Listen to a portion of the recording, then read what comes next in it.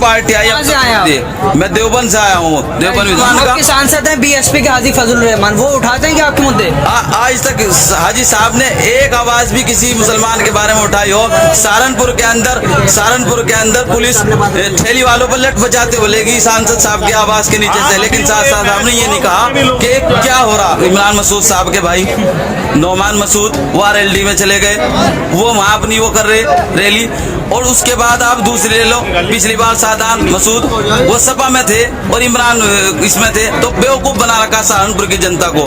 जबकि सहारनपुर में 42% मुसलमान हैं, वो क़यादत का दावा करेगा हम क़यादत करें, लेकिन क़यादत कुछ नहीं करे और कमज़ोर कर रहे हैं। वहाँ बदलाव होगा जी, बदलाव होगा सहारनपुर में। और 5000 बाइक से उमाई से कागा लेडी से असदुद्दीन साहब को रिसीव किया जाएगा।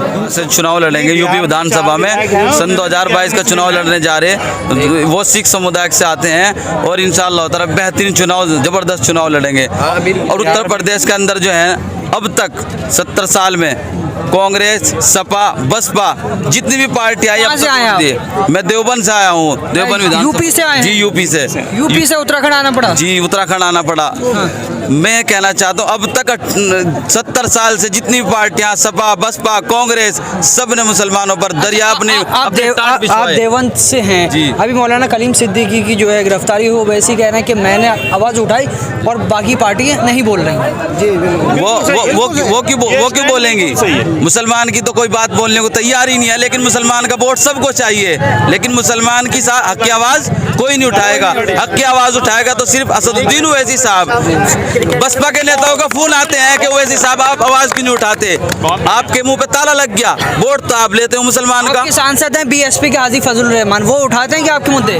आज तक हाजी साहब ने एक आवाज़ भी किसी मुसलमान के बारे में उठाई हो? सहारनपुर के अंदर पुलिस ठेली वालों पर लट बजाते बोलेगी सांसद साहब की आवाज़ के नीचे से, लेकिन साहब ने ये नहीं कहा कि क्या हो रहा।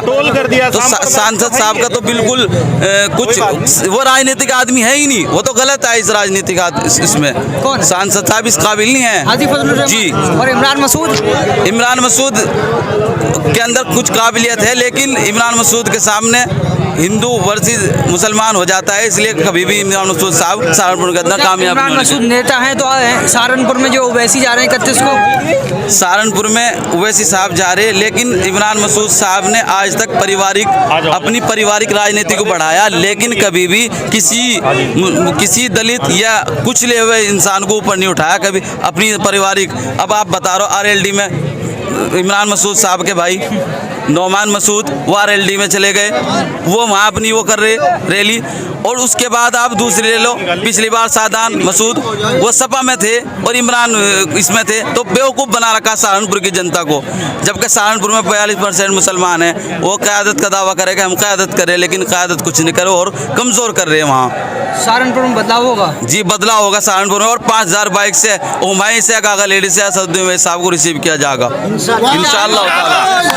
आपके सहारनपुर जिले से जो है चंद्रशेखर रावत आज़ाद हैं जी, उनका क्या जो है 2022 के चुनाव में रहेगा? अगर वो ओवैसी साहब के साथ गठबंधन में आएंगे तो जरूर जहां वो अपना प्रत्याशी उतारेंगे उसका साथ देंगे और मजबूत से चुनाव लड़ाने का काम करेंगे। आप तो चंद्रशेखर को साथ लेने की बात कर रहे हैं, राजभर भाग गए?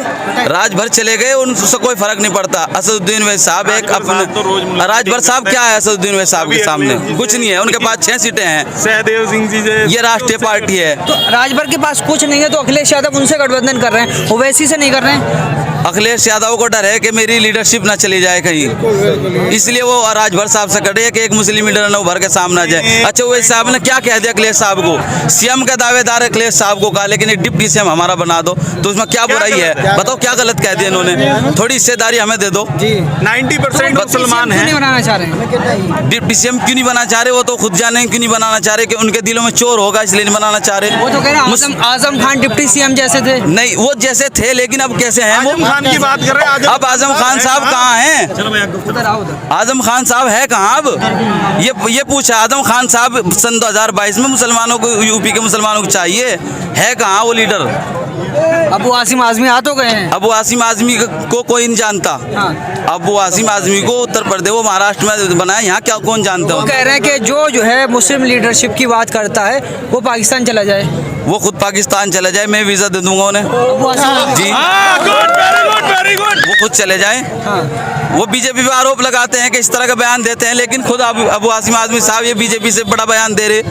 और कोई बीजेपी का सांसद या कोई नेता दे देता, कोई ये बयान दे देता तो बवाल उखड़ा कर देते। लेकिन क्या आप बयान दे रहे हो पता है अबू आसिम आज़मी साहब ने क्या बयान दिया है? ये कोई अगर ये बयान कोई बीजेपी का सांसद या नेता दे देता तो ये बौछाल बना देते, उसी को मुद्दा बना देते। तो इसलिए अबू आसिम आज़मी साहब को मेरी ये राय है कि वो उत्तर प्रदेश में आपको कोई नहीं जानता, और ना आपको जो आपकी जो बची कुछ इज्जत है वो आप पश्चिमी उत्तर प्रदेश में तो आप आए ना बिल्कुल भी, खासकर।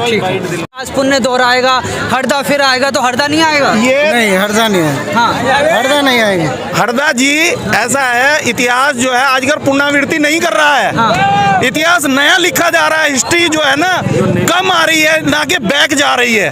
आप समझ सकते हैं। तो इसलिए जो है हरदा तो चले गए, अब तो अवैसी साहब आएंगे, सेंटर में भी, स्टेट में भी। उत्तर प्रदेश के अंदर असदुद्दीन ओवैसी साहब के हाथ में लखनऊ का रास्ता है, उनके अलावा किसी के पास लखनऊ का रास्ता नहीं। लखनऊ की चाबी आज असदुद्दीन ओवैसी साहब के पास है। ये जिला क्या कहना चाहेंगे आज? मैं जिलाध्यक्ष देहरादून गुलाम मुस्तफ़ा, और इंशाअल्लाह जो है ओवैसी साहब के चाहने वालों की संख्या लगातार बढ़ रही है और बढ़ती ही रहेगी इंशाअल्लाह। और आने वाले समय में कम से कम उत्तराखंड में हम 20-22 सीटों पे चुनाव लड़ेंगे और इसमें कामयाबी हासिल करेंगे। पहली बार नहीं कामयाबी मिली तो इंशाअल्लाह दूसरी बार मिलेगी। और आप जैसा कि आप जानते ही हैं, आज भी संसद के अंदर 2 ही सांसद हैं, इम्तियाज जलील और असदुद्दीन ओवैसी, जो मुसलमानों की और दबे कुचलों की आवाज़ उठाते हैं। सीए एनआरसी के बारे में किसी को पता नहीं था, सारे बैठे रहते थे, लेकिन ओवैसी जी ने बताया कि सीए एनआरसी ये मुसलमानों के खिलाफ कानून है, तब इन लोगों ने जो है उसमें समर्थन किया। देहरादून की आवाम को बीजेपी नहीं रोकने देंगे इस बार क्या आप?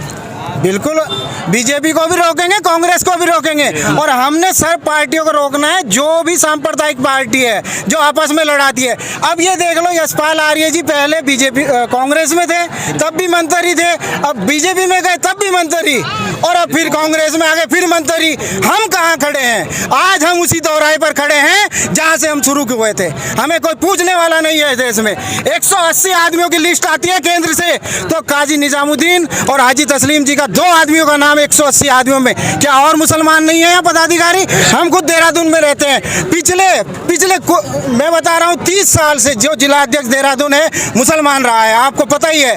पूरे 13 जिलों में क्या एक मुसलमान नहीं रह सकता? क्या हमारी क़यादत मंजूर नहीं है इन लोगों को? क्या हमारी क़यादत मंजूर नहीं है? हमारे नीचे नहीं काम कर सकते? हम अल्पसंख्यक नहीं रहेंगे? अल्पसंख्यक का प्रदेश अध्यक्ष, अल्पसंख्यक का जिला अध्यक्ष, हम मेन बॉडी में काम क्यों नहीं कर सकते? क्यों नहीं बन सकते हम जिला अध्यक्ष? आप हमारे बीच में नीचे काम क्यों नहीं कर सकते, या हम आपके नीचे ही करेंगे? हमें बराबरी का हक चाहिए।